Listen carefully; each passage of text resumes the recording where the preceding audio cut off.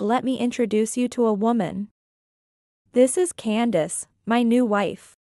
From today, she will be living with me. You just need to sign the divorce papers and get out. What? What are you talking about, Paul? I don't understand what you mean by divorce and telling me to get out. Let me be clear, it's your fault. You can't have children even though you're a woman. I don't need a woman who can't have children. Just sign the papers quickly. One day suddenly, my husband Paul brought home his mistress, Candace. He declared that he would live with her and divorce me. Next to him, Candace wore a smug smile. Paul also had an air of triumph, but I calmly informed him. Well, I've already moved to a new place. I divorced you a month ago. Huh? What is that? It's pointless to lie about it now. I understand you're upset, but it's useless. It's funny how you say that, ma'am. You can't just decide to divorce on your own, can you? I'm carrying Paul's child. You're completely defeated. It's unsightly, so pack your things quickly. Despite being looked down on by my husband and Candace, I was only stating the facts. I knew everything. That's why I had been preparing for retaliation until today. No matter how much they apologize, I will never forgive them. I will make them realize how foolish they are. Right after I smirked slyly, my mother-in-law appeared from another room. Seeing me, she began to smirk as well, just like Paul and Candace. Janet, you're still here? You've heard from Paul, haven't you? Please divorce him quickly. I don't want you to cause him any more pain. Mom, listen. Janet says she divorced me a month ago. That's impossible. Really, Janet, you're such a bad wife. You're infertile and now you've gone mad? You can't submit a divorce application without his signature. Indeed, like mother, like son. Their contemptuous looks were identical. Genetics are indeed frightening. I sighed heavily and then slowly began to speak. You're right, mother. I can't submit it without his signature. But if I have Paul's signed divorce application, then a divorce is possible. Do you understand now? I submitted the divorce application with his signature. What are you talking about? When did he sign the divorce papers? Stop talking nonsense. There's no nonsense. He definitely signed it in front of me. He just doesn't remember. At that point, my husband seemed to realize something and spoke up. Janet, did you make me sign while I was sleeping? If so, that's despicable.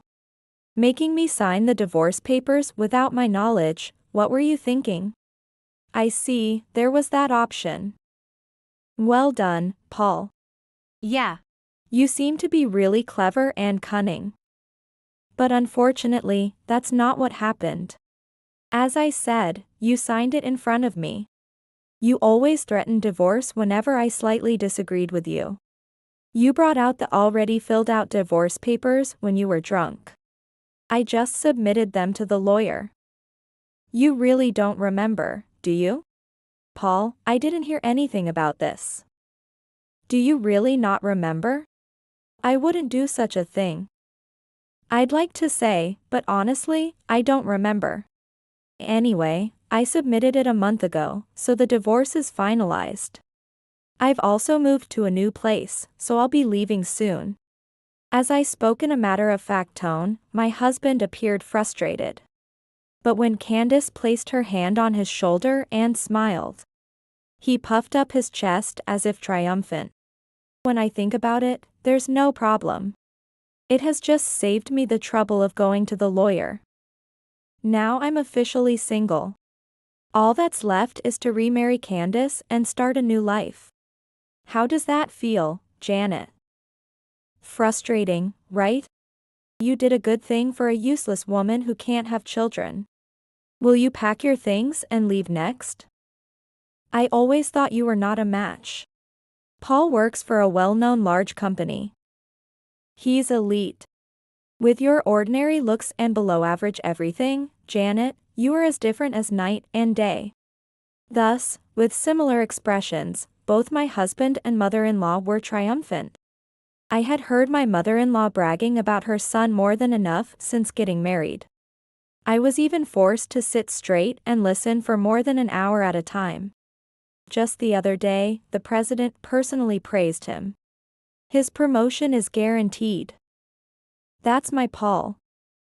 A woman like Candace is suitable for him. So please never appear before us again. It's refreshing to cut ties with a failure. Of course. I also don't want to see you again. But it's really sad. You don't understand anything at all. Unable to contain it, I burst out laughing. My mother-in-law, husband, and Candace all gaped at me. Hey, Janet, what do you mean?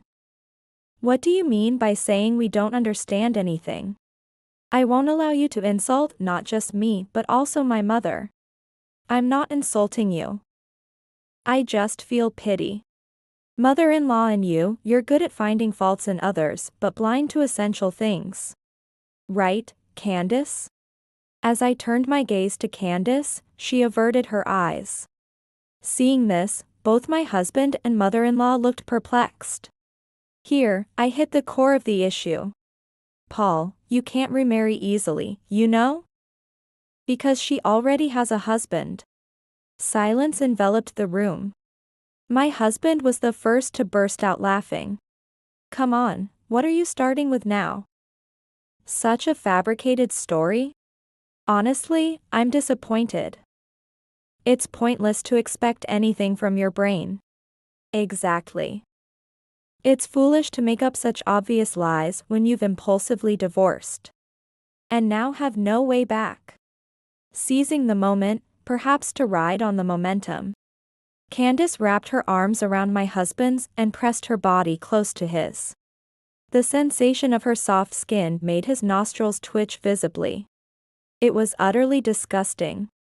Your wife is just jealous because she is infertile. Please don't bully her too much. Then she said to me. It's sad for someone who couldn't be blessed with a baby. And was abandoned by the person you loved most. You are the pitiful one. Candace is really the best. She's just great. Unlike the infertile failure Janet, she has a big heart. Yes, Janet is a pitiful person. She wanted children but couldn't have any, and her future looks bleak.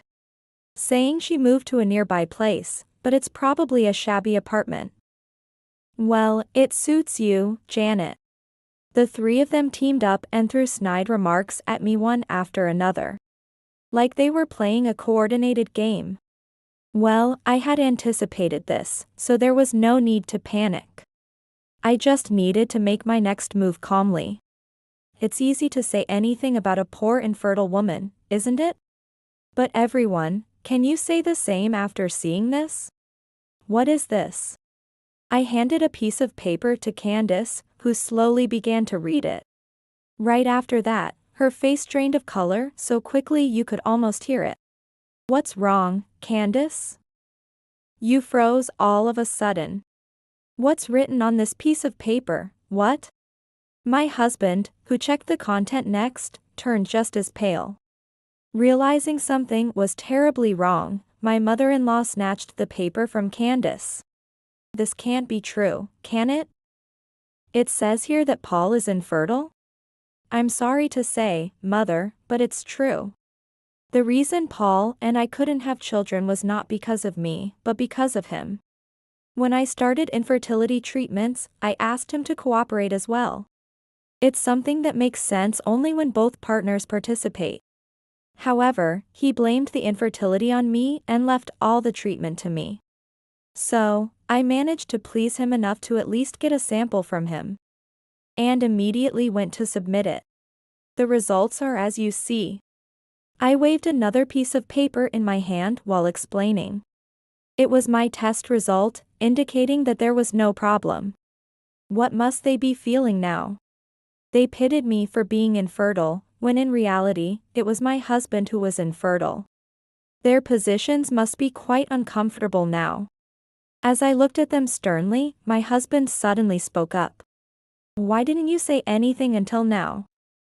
If you knew, you should have told me immediately. This is why you're a failure. Could you not lash out just because you're shocked? I wanted to tell you when it was just the two of us.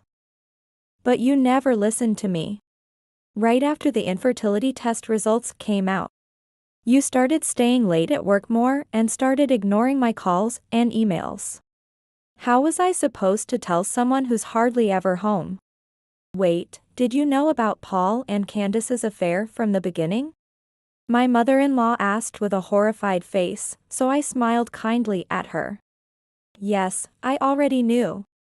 When he started staying away from home so blatantly, anyone would suspect an affair. Once I started suspecting, I had to investigate thoroughly, right? So I looked into both Paul and Candace. My mother-in-law collapsed weakly to the floor. My husband stood motionless, staring at me like a statue. I clapped my hands sharply with a smile on my face. Now, here's a question. It has been revealed that Paul is infertile. But Candace is pregnant. Whose child could it possibly be? The answer must be clear to both my husband and mother-in-law by now. Just as I said earlier, actually, Candace is already married. This means she has been deceiving Paul and my mother-in-law. The air was charged with tension, creating an eerie atmosphere. My husband and mother-in-law silently looked towards Candace. Their eyes, which had been gleaming triumphantly just before, were now dull and lost their shine. A bead of sweat trickled down her forehead. Her lips, tightly pressed together, trembled slightly. And she nervously tapped her elbow while crossing her arms. Yet, as expected, a woman capable of having an affair is different. Her brain must be wired differently from ordinary people. Candace managed to lift the corners of her mouth as much as possible. There's no proof. We never know whether the test results are true or not. You could have fabricated these test results, couldn't you? My husband and mother-in-law turned to me with startled faces. Do they still have the energy to fight back? Such a waste of energy on this parent and child. Candace straightened her back and puffed out her chest, boldly facing me. The core of your claim that I'm married is based on that piece of paper, which states that Paul is infertile, right?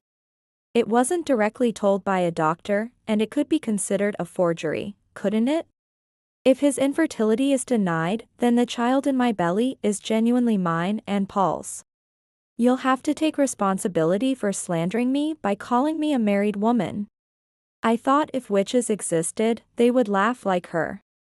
Smiling unnaturally with teeth bared and eyes narrowed like a crescent moon. Candace must have deceived and trapped people before. But there's nothing to fear.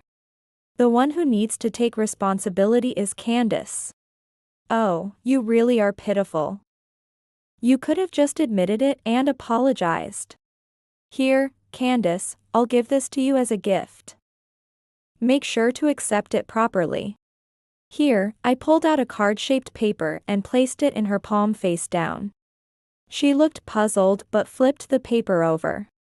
And her complexion changed the moment she saw the text written on it. Her body began to tremble violently, and sweat poured down her face. Noticing her odd behavior, my husband couldn't help but speak up. Candace, what's wrong? Is that a business card? Responding to his concerned voice, she silently handed over the card. It read a Gail Robert. Then, my husband collapsed in shock. Like Candace, he trembled as he stared at the business card. Wait, what's going on with both of you? What's so special about that business card? Not understanding the significance of the name yet, my mother-in-law almost snatched the business card from my husband's hand. Let's see. Harrison Corporation's CEO's Gail Robert. Wait, isn't that where you work? What's the relationship between the president of that company and Candace? Tell me, Janet. Say it. Mother, you already know, yet you ask me to say it? You really want to escape from reality, don't you? Well, I'll wake you up then. Gail Robert is Candace's husband's name. This time, my mother-in-law forcefully fell to the floor. She too began to tremble violently all over. No, this can't be true. Having an affair with the president's wife of the company you work for. Paul, did you really not know anything? How could I know? I didn't even know Candace was married. Wait, you mean I slept with the president's wife? That's really bad. While the two of them were more agitated than ever, Candace, still staring at me, bit her lower lip. She must have been told by my husband that I was a woman who couldn't do anything. Her condescending attitude made it obvious. Thus, I had been in contact with President Gale, Candace's husband. Knowing that I had outsmarted them must have deeply frustrated them. How did you find out about my husband? Well, it's because. Just as I was about to answer, my mother-in-law suddenly stood up and grabbed me by the collar. I was taken aback by her aggressive approach. Janet. I'll pay you compensation if you want. I'll do anything, even apologize thousands of times, so just keep this between us. Let's pretend this never happened. That's the best solution. I was beyond angry. I was astounded by her desperate attitude. After calling me a failure time and again, now she wants to pretend it never happened? As if life works that conveniently. People end up in these situations because they think only of themselves and belittle others. Even if we pretend this incident never happened, similar issues will likely arise again. Without change from my husband or mother-in-law, any quick fix is meaningless. It's too late for anything, Mother. President Gale knows everything. Why do I know that Candace's husband is President Gale? Because he came to me first. He had already figured out the affair between Paul and Candace. What? You mean President Gale reached out to you, not the other way around? Everything's out in the open? As I quietly nodded, she collapsed like a puppet with its strings cut. President Gale had sensed the signs of Candace's affair and started an investigation. It seems he was more thorough than I was. It seems that President Gale is preparing to divorce Candace. Well, isn't that convenient? Now Paul can remarry her. Wait. It's true that Robert Gale is my husband, but the baby is Paul's. Even now, Candace was trying to cover up her lies. She always did play her role well. Despite her makeup running from all the cold sweat. I cut off her words and blocked her last escape route. It's President Gale's child, right? There's no mistake. It has been confirmed with the help of President Gale. How? I don't remember anything. Didn't President Gale ask you to have your blood drawn? Well, he did say it might be good to check my health or something. She looked bewildered. The glamorous image she had when she first entered our home had completely vanished. And she seemed to have aged a decade in just moments. Nowadays, it's common to use a pregnant woman's blood and a man's epithelial cells. A swab from the mouth can do. With these, prenatal paternity testing is possible. No way, you had all that prepared? Eventually, Candace sat down exhausted. Her neatly styled hair had become a mess due to the excitement. Everyone seemed to finally understand the situation in their own dazed ways. I placed my hands on my hips and exhaled with satisfaction. Then, my husband started muttering something. I couldn't hear the words, but his expression didn't seem positive. I tensed up again, ready for a confrontation, when he suddenly looked up and shouted. This is ridiculous. After all the sweet nothings you whispered to me, it was all lies? What were you thinking, having an affair with someone from your spouse's company? You unreasonable woman.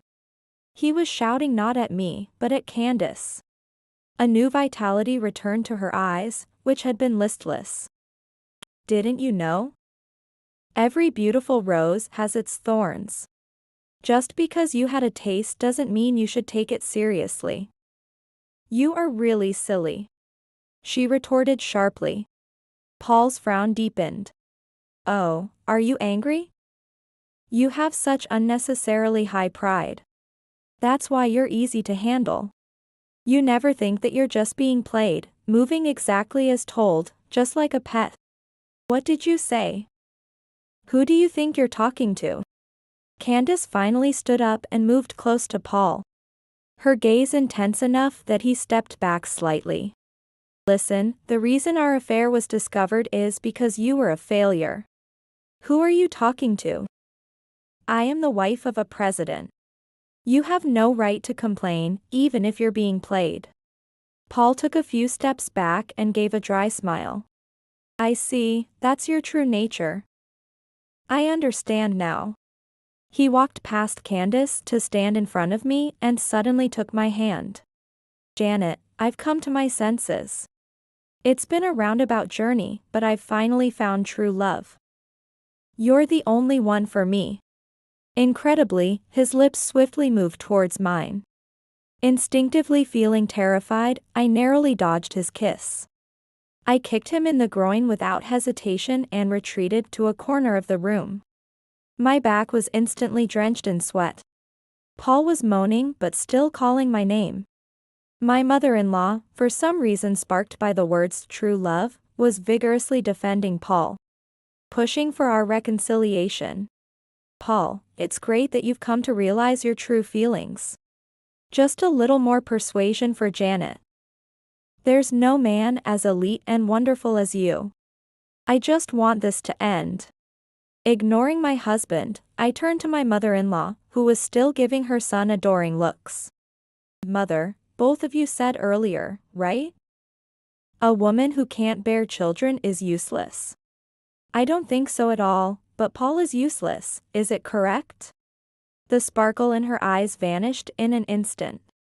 Her gaze awkwardly dropped as she hunched her shoulders and shrank. That should stop her from dreaming too much. As for my husband, he was completely frozen like a statue. Being called useless must have been a first for him. He's always been clever, always praised by adults around him. But that's not enough. It's about how and where you apply those clever skills. It seems my husband lacked moral integrity from the start. I looked at him one last time, ensuring I kept a safe distance. You were cursing Candace for deceiving you. But you don't have the right to complain since you deceived me as well. What goes around comes around. Paul's eyes regained sanity under my icy gaze. Still clutching his sore groin, he reached out desperately, but I did not take his hand. It was all too late now. Do you now understand how it feels to be called useless? When I smiled at him broadly, he finally stumbled forward and apologized.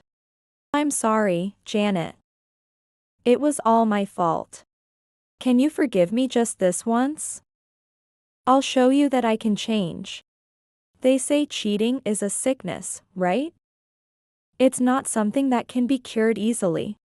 Why would I, now a stranger to you, patiently deal with that illness? With those words, I finally left my in-laws' house. Without looking back once. Afterward, Paul was sued for damages by both me and his boss. And he was also fired from his company for reasons of moral turpitude. Even so, for a while, his pride as an elite seemed to protect him. And he continued to behave as if nothing had changed at home. However, he couldn't handle household chores at all, and without me, who always maintained a disciplined lifestyle, his life quickly became slovenly. He was constantly fighting with his mother, who had been so close to him. Since the president had spread the word about Paul's misconduct within the industry, his job hunting did not go well. His debt didn't decrease but instead continued to grow, and eventually, He became so desperate that he reached out to me for help again. Of course, I rejected him outright. Paul is now living only to repay his debts, juggling low-paying part-time jobs. I heard that the president did not overly blame Candace during her pregnancy, not wanting to stress her due to the unborn child. Therefore, Candace, deluded by this considerate treatment, believed she was forgiven. She lived the life of a wealthy president's wife as if nothing had happened. But only until she gave birth. Soon after the child was born, the president took the baby and left it to his parents. Then demanded a divorce from Candace. As soon as her postpartum recovery was sufficient, she was to be kicked out of the house. And hysterical crying could often be heard from the house at night. Meanwhile, I managed to find a new job and began a carefree single life. A life without anyone attacking me unilaterally was truly stress-free. As I lived nurturing myself, I remarried a few years later to someone I met through work. The following year, I fulfilled my long-held desire to have my own child. Holding the tiny life in my hands was more lovely than I could have imagined. And I vowed to dedicate everything to making this child happy.